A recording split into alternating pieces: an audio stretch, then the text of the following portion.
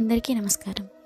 సంక్రాంతి పండుగ చేసుకునే పిండి వంటల్ని తక్కువ టైంలో చాలా ఈజీగా ఎలా చేసుకోవాలో చూపించబోతున్నాను. ముందుగా చెక్కల్ని నేను చూపించే ప్రాసెస్లో చేస్తే తక్కువ టైంలో చాలా ఎక్కువ చెక్కల్ని ఈజీగా చేసేయచ్చు. ముందుగా ఒక చిన్న బౌల్ తీసుకొని అందులో 1 టేబుల్ స్పూన్ మినపప్పు, 1 టేబుల్ స్పూన్ పెసరపప్పు వేసుకుని కొద్దిగా వాటర్ వేసుకుని బాగా వాష్ చేసుకోవాలి. ఇలా వాష్ చేసుకున్న వీటిలో కొద్దిగా వాటర్ని యాడ్ చేసుకుని 1 గంట సేపు నానబెట్టి పక్కన పెట్టుకోవాలి. అలాగే ఒక మిక్సీ జార్ తీసుకొని 5 నుంచి 6 పచ్చిమిరపకాయలు, 1 ఇంచ్ అల్లం ముక్క వేసుకుని మెత్తని ఫైన్ పేస్ట్ కింద చేసుకోవాలి. ఇప్పుడు ఒక పెద్ద మిక్సింగ్ బౌల్ తీసుకుని ఇందులోకి 1/2 కేజీ బియ్యం పిండి తీసుకోవాలి. నేను ఇక్కడ చూపించబోతున్న క్వాంటిటీస్ అన్నీ 1/2 కేజీ బియ్యం పిండి కరెక్ట్గా సరిపోతాయండి. ఇప్పుడు ఇందులోకి 1 టేబుల్ స్పూన్ ఉప్పు, 1/2 కప్పు సన్నగా కట్ చేసుకున్న కొత్తిమీర, 1/2 కప్పు సన్నగా కట్ చేసుకున్న కరివేపాకు, ముందుగా నానబెట్టుకున్న పప్పులు, 1 టీ స్పూన్ జీలకర్ర, 1 టీ స్పూన్ నువ్వులు, ముందుగా పేస్ట్ చేసి పెట్టుకున్న అల్లం పచ్చిమిర్చి పేస్ట్ 1 టేబుల్ స్పూన్, అలాగే 1/2 కప్పు కరిగించుకున్న నెయ్యి అయినా లేకపోతే డైరెక్ట్ వెన్న ఉంటే వెన్ననైనా వేసుకుని బాగా మిక్స్ చేసుకోవాలి. పిండి అంతా కూడా మనకి ఇలా బైండింగ్ కన్సిస్టెన్సీలోకి రావాలి. ఇప్పుడు ఇందులో కొద్దిగా వాటర్ని యాడ్ చేసుకుంటూ పిండిని మరీ గట్టిగా కాకుండా మరీ సాఫ్ట్గా కాకుండా కలుపుకొని మూత పెట్టి ఒక 15 నిమిషాల పాటు పక్కన పెట్టుకోవాలి. పిండి నానేలోగా స్టవ్ మీద డీప్ ఫ్రైకి సరిపడా ఆయిల్ని హీట్ చేసుకోవాలి. ఇప్పుడు చేతులకు కొద్దిగా ఆయిల్ని అప్లై చేసుకుంటూ చిన్న నిమ్మకాయ సైజ్ అంతా బాల్స్గా చేసుకుని రౌండ్గా చుట్టుకుని పక్కన పెట్టుకోవాలి. చేతులకు ఆయిల్ రాసుకోవడం వల్ల పిండి అనేది మన చేతికి అంటుకోకుండా చక్కగా బాల్స్ అనేవి చాలా రౌండ్గా ఫామ్ అయిపోతాయి. ఇలా రెడీ చేసుకున్న బాల్స్ని ప్లేట్లోకి తీసి పక్కన పెట్టుకోవాలి. ఇప్పుడు ఒక పాలిథిన్ కవర్ అయినా లేకపోతే మీ దగ్గర బటర్ పేపర్ ఉంటే బటర్ పేపర్కి అయినా సరే మొత్తం కవర్ అంతా కూడా ఆయిల్ అప్లై చేయాలి. ఇలా అప్లై చేసిన తర్వాత ముందుగా రెడీ చేసుకున్న బాల్స్ని కొద్దిగా డిస్టెన్స్లో పెట్టి పైన మళ్ళీ కవర్ని ర్యాప్ చేయాలి. ఇప్పుడు ఒక స్టీల్ బాక్స్ అయినా లేకపోతే గిన్నె అయినా సరే ఏదైనా ఫ్లాట్ సర్ఫేస్గా ఉండేది తీసుకొని కొద్దిగా జెంటిల్గా ప్రెస్ చేస్తే చక్కగా చెక్కలు అనేవి ఫామ్ అయిపోతాయి. ఈ ప్రాసెస్లో చేస్తే మీరు ఎన్ని చెక్కలైనా సరే చాలా ఈజీగా చేసేయచ్చు. చూసారు కదా ఎంత చక్కగా వచ్చేస్తుంది. వీటిని మరీ సన్నగా కాకుండా మరీ లావుగా కాకుండా చేసుకోవాలి. ఇలా రెడీ చేసుకున్న చెక్కల్ని మరొక ప్లేట్లోకి తీసి పక్కన పెట్టుకోవాలి. ఇప్పుడు డీప్ ఫ్రైకి ఆయిల్ హీట్ అయిపోతుంది కదా, ఆయిల్ బాగా హీట్ అయిన తర్వాత మీడియం ఫ్లేమ్లోకి అడ్జస్ట్ చేసుకుని ముందుగా రెడీ చేసి పెట్టుకున్న చెక్కల్ని ఒక్కొక్కటిగా వేసుకోవాలి. హై ఫ్లేమ్లోనే చెక్కల్ని ఫ్రై చేసుకుంటే పైన కలర్ వచ్చేసి మాడిపోతాయి, కానీ లోపలంతా కూడా పచ్చిగా ఉండిపోతుంది. మీడియం ఫ్లేమ్లో పెట్టుకుని చెక్కల్ని ఒకవైపు ఫ్రై అయిన తర్వాత మరొక వైపుకి టర్న్ చేసుకోవాలి. అలాగే 2 వైపులా ఫ్రై అయిన తర్వాత ఆయిల్ నుంచి తీసేసి మరొక బ్యాచ్ వేసుకొని ఫ్రై చేసుకోవాలి. అలాగే మిగిలిన పిండి అంతా కూడా బ్యాచెస్ వైజ్ వేసుకుని మీడియం ఫ్లేమ్లో పెట్టుకుని మాత్రమే ఫ్రై చేసుకోవాలి. నెక్స్ట్ రెసిపీ వచ్చేసి నేతి బెల్లం సున్నుండలు. కొన్ని టిప్స్ ఫాలో అవుతూ చేస్తే బయట స్వీట్ షాప్ల కన్నా మన ఇంట్లోనే మరింత టేస్టీగా చాలా ఈజీగా ప్రిపేర్ చేసుకోవచ్చు. ఈ రెసిపీ కోసం ముందుగా స్టవ్ ఆన్ చేసి పాన్ పెట్టుకుని 1 కప్పు బియ్యం తీసుకోవాలి. వీటిని కలుపుతూ దోరగా నిదానంగా లో ఫ్లేమ్లోనే పెట్టుకొని ఫ్రై చేసుకోవాలి. బియ్యం గింజ లోపలికంటా ఫ్రై అయ్యి కలర్ మారేంత వరకు ఫ్రై చేసుకోవాలి. కంపల్సరీగా తిప్పుతూనే ఫ్రై చేసుకోవాలండి, లేకపోతే బియ్యం అనేది మాడిపోతూ ఉంటాయి. ఇలా ఫ్రై చేసుకున్న వీటిని వేరొక ప్లేట్లోకి తీసుకుని చల్లారి పెట్టుకోవాలి. అలాగే మనం ఏ కప్పుతో అయితే బియ్యం తీసుకున్నామో అదే కప్పుతో 1 కప్పు మినపగుళ్ళను తీసుకుని వీటిని కూడా లో ఫ్లేమ్లోనే నిదానంగా తిప్పుతూ దోరగా ఫ్రై చేసుకోవాలి. వీటిని కూడా ప్లేట్లోకి తీసి చల్లారి పెట్టుకోవాలి. ఇవంతా కూడా చల్లారిన తర్వాత మిక్సర్ జార్లోకి యాడ్ చేసుకుని మెత్తని ఫైన్ పౌడర్గా మిక్సీ చేసుకోవాలి. ఇలా మిక్సీ చేసుకున్న పిండిని వేరొక పెద్ద మిక్సింగ్ బౌల్లోకి తీసుకోవాలి. పిండి అనేది చాలా ఫైన్ పౌడర్ కింద చేసుకోవాలి. ఇప్పుడు ఇందులోకి 1 టేబుల్ స్పూన్ యాలకుల పొడి, మనం ఏ కప్పుతో అయితే బియ్యం మినపప్పు తీసుకున్నామో అదే కప్పుతో 1 కప్పు వరకు నెయ్యి, 1 కప్పు తురుముకున్న బెల్లం వేసుకుని పిండి అంతా కూడా బాగా కలిసేలా బాగా మిక్స్ చేసుకోవాలి. మనకి పిండి అనేది ఇలా బైండింగ్ కన్సిస్టెన్సీలోకి రావాలన్నమాట. మనకి ఒకవేళ బైండింగ్ కన్సిస్టెన్సీ అనేది రాకపోతే కనుక ఇంకొక 2-3 టేబుల్ స్పూన్స్ వరకు నెయ్యిని యాడ్ చేసుకొని కలుపుకుంటే సున్నుండలు అనేవి చక్కగా రౌండ్గా ఫామ్ అయిపోతాయి. ఇలా కలుపుకున్న పిండిని రౌండ్గా బాల్స్ కింద చుట్టుకొని స్టోర్ చేసుకుంటే మనకి కనీసం 15 నుంచి 20 రోజుల వరకు చాలా ఫ్రెష్గా ఉంటాయి. నెక్స్ట్ రెసిపీ వచ్చేసి బంగాళదుంపతో జంతికలండి. వీటిని చేసుకోవడం ఎంత ఈజీయో టేస్ట్ కూడా చాలా బాగుంటుంది. చాలా గుల్లగా, చాలా క్రిస్పీగా, చాలా టేస్టీగా ఉంటాయి. ఈ రెసిపీ కోసం ముందుగా ఒక 1/2 కేజీ బంగాళదుంపలను ఉడికించుకోవాలి. ఇలా ఉడికించుకున్న బంగాళదుంపల్ని చిన్న ముక్కలుగా చేసుకుని మిక్సర్ జార్లోకి వేసుకోవాలి. ఇప్పుడు ఇందులోకి 3 టేబుల్ స్పూన్స్ వరకు స్వచ్ఛమైన నెయ్యిని వాడుతూ చేసుకోవాలండి. స్వచ్ఛమైన నెయ్యి వాడితే ఆ టేస్టే వేరుగా ఉంటుంది. 1 టేబుల్ స్పూన్ ఉప్పు కూడా వేసుకొని మెత్తగా రుబ్బుకోవాలి. పిండి అనేది ఫైన్ పేస్ట్ కింద చేసుకోవాలి. ఇలా పేస్ట్ కింద చేసుకున్న బంగాళదుంపల నెయ్యి మిక్స్చర్ని ఒక పెద్ద మిక్సింగ్ బౌల్లోకి వేసుకుని ఇందులోనే 1 టేబుల్ స్పూన్ నువ్వులు, 1/2 టీ స్పూన్ పసుపు, 1/2 టీ స్పూన్ కారం వేసుకొని 1/2 కేజీ బంగాళదుంపలకి 3 కప్పుల బియ్యం పిండిని తీసుకోవాలి. బియ్యం పిండి కూడా వేసుకున్న తర్వాత మొత్తం అంతా కూడా బాగా మిక్స్ చేసుకోవాలి. ఇలా కొద్దిగా వాటర్ని యాడ్ చేసుకుంటూ పిండిని బాగా మిక్స్ చేసుకోవాలి. ఇలా మిక్స్ చేసుకున్న పిండిని జంతికల గొట్టంలోకి పెట్టుకోవాలి. ఇప్పుడు డీప్ ఫ్రైకి సరిపడా ఆయిల్ని హీట్ చేసుకుని ఆయిల్ బాగా హీట్ అయిన తర్వాత మంటని మీడియం ఫ్లేమ్లోకి అడ్జస్ట్ చేసుకుని జంతికలను వేసుకోవాలి. మనం వేసిన వెంటనే బబుల్స్ అనేవి చాలా ఎక్కువగా వచ్చేస్తాయి కదా. కొద్దిగా ఫ్రై అయ్యేపాటికి నుగరంతా కూడా తగ్గిపోతుంది. ఇలా తగ్గిన తర్వాత మరొక వైపుకి కూడా టర్న్ చేసుకుని 2 వైపులా కూడా బాగా ఫ్రై అయిన తర్వాత ఆయిల్ నుంచి తీసి పక్కన పెట్టేసుకోవడమే. అలాగే మిగిలిన పిండి అంతా కూడా జంతికల్లో వేసుకొని ఇలా 2 వైపులా ఫ్రై చేసుకున్న తర్వాత ఆయిల్ నుంచి తీసేసి వేరొక ప్లేట్లోకి పెట్టుకోవాలి. చల్లారిన తర్వాత ఎయిర్ టైట్ కంటైనర్లోకి పెట్టుకుంటే మనకి 10 to 15 డేస్ పాటు చక్కగా ఫ్రెష్గా ఉంటాయి. నెక్స్ట్ అరిసెల్ని ఈజీగా పర్ఫెక్ట్గా చేసుకోవడానికి ముందుగా తడి బియ్యం పిండిని రెడీ చేసుకోవాలి. దీనికోసం ముందుగా 1 కేజీ బియ్యం తీసుకుని బాగా వాష్ చేసి నైట్ అంతా కూడా నానబెట్టుకోవాలి.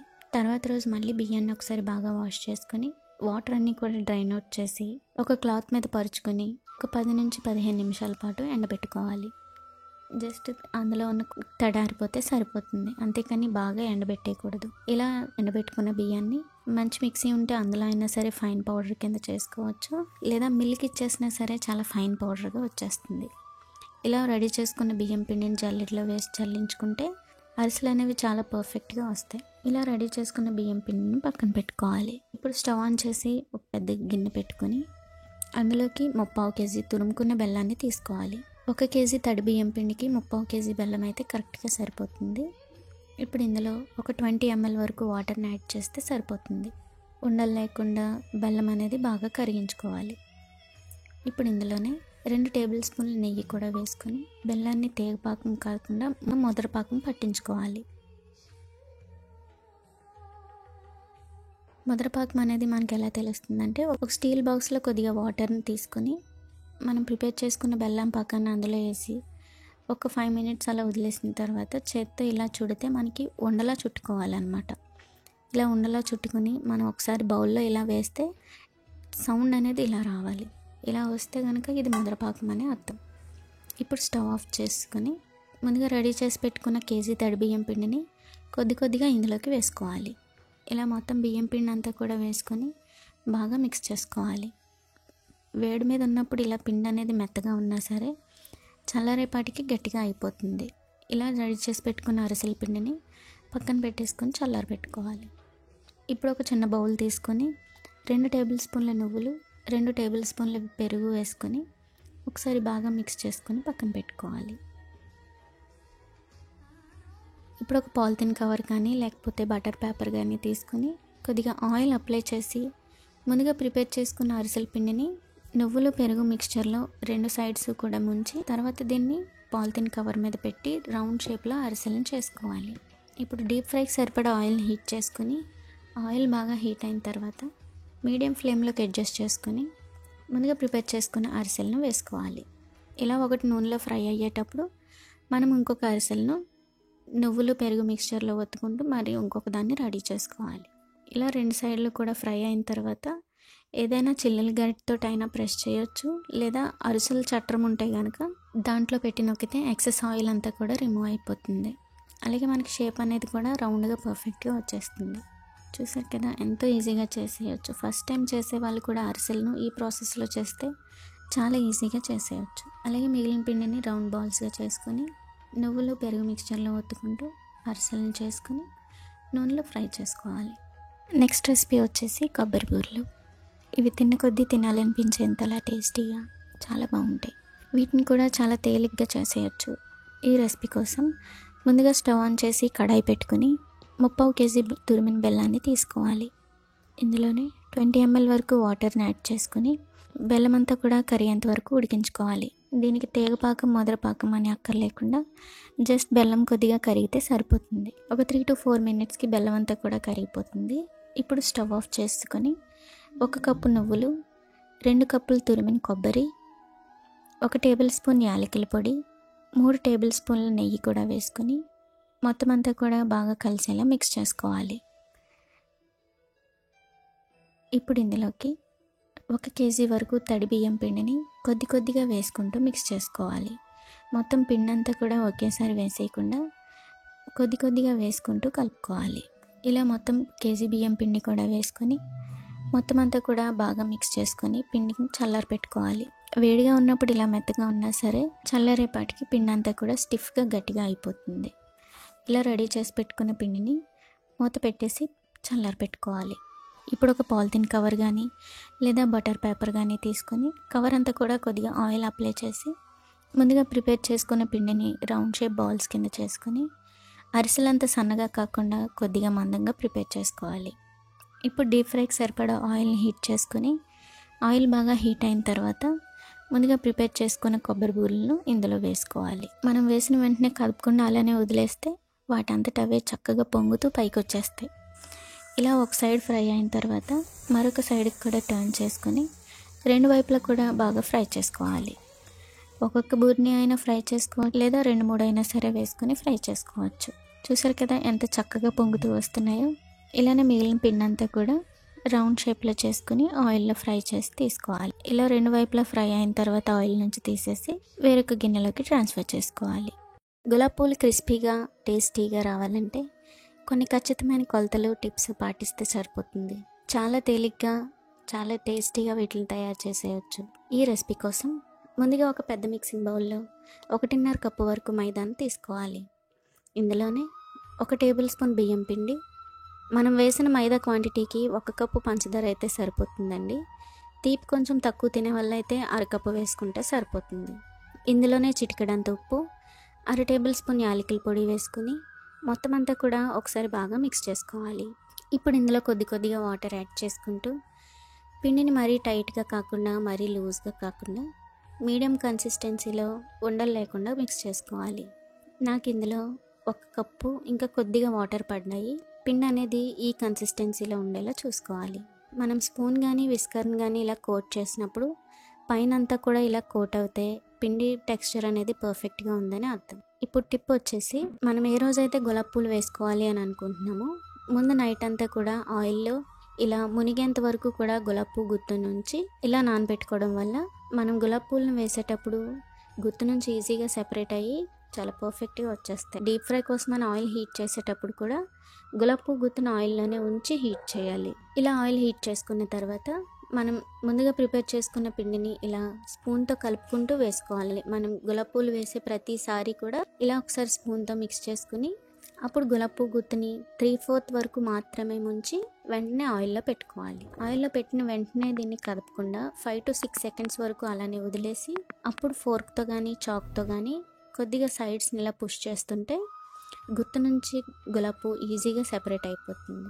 ఇలా సెపరేట్ అయిపోయిన తర్వాత గులాబ్ పువ్వు గుత్తును మళ్ళీ ఆయిల్లోనే పెట్టి హీట్ చేసుకోవాలి. ఇలా ఒక సైడ్ ఫ్రై అయిన తర్వాత మరొక సైడ్కి కూడా టర్న్ చేసుకుని లైట్గా కలర్ మారినప్పుడే ఆయిల్ నుంచి తీసి పక్కన పెట్టేసుకోవాలి. తీసేటప్పుడు మెత్తగా ఉండి ఇలా లైట్ కలర్లో ఉన్న కొద్దిసేపు అయ్యేపాటికి కలర్ మారి క్రిస్పీగా అయిపోతుంటాయి. ఇలా తీసుకున్న వాటిని వెంటనే ఫ్లాట్గా ఉన్న సర్ఫేస్ మీద పెట్టుకుంటే గులాబ్ పూలు అనేవి స్ట్రైట్గా ఉంటాయి అన్నమాట. మెత్తగా ఉంటాయి కాబట్టి మనం ఏ షేప్లో పెడితే అదే షేప్లో మౌల్డ్ అయిపోతూ ఉంటాయి. తీసిన వెంటనే ఫ్లాట్గా ఉన్న ప్లేట్లో పెట్టి తర్వాత కొంచెం గట్టిగా అయిన తర్వాత వేరొక బౌల్లోకి తీసి ట్రాన్స్ఫర్ చేసుకోవచ్చు. అలాగే మిగిలిన పిండి అంతటిని కూడా వేసే ప్రతిసారి పిండిని కలుపుకొని ఇలా 3/4 వరకు మాత్రమే గుత్తును ముంచి ఆయిల్లో పెట్టుకోవాలి. ఇలా చిన్న చిన్న టిప్స్ ఫాలో అవుతూ చేస్తే గులాబీ పూలు అనేవి చాలా ఈజీగా ప్రిపేర్ చేసుకోవచ్చు. అలాగే లాస్ట్లో మనం వేసేటప్పుడు ఇలా చిన్న చిన్న బూందీలాగా వచ్చేస్తూ ఉంటాయి కదండి, అవి వెంటనే ఆయిల్ నుంచి తీసేసుకొని పక్కన పెట్టేసుకోవాలి. లేదంటే నెక్స్ట్ మనం వేసే గులాబీ పూలకి వంటికి పోయి నల్లగా మాడిపోయినట్టు అయిపోతాయి. చూసారు కదా ఎంత క్రిస్పీ అండ్ టేస్టీగా ఉన్నాయో. మీరు కూడా తప్పకుండా ఒకసారి ట్రై చేసి మీకు ఎలా కుదిరిందో కామెంట్ చేయండి. ఈ వీడియో కనుక మీకు నచ్చితే వీడియో లైక్ చేయండి. మరిన్ని సింపుల్ అండ్ టేస్టీ రెసిపీస్ కోసం మన ఛానల్కి సబ్స్క్రైబ్ చేసుకోండి. Thanks for watching.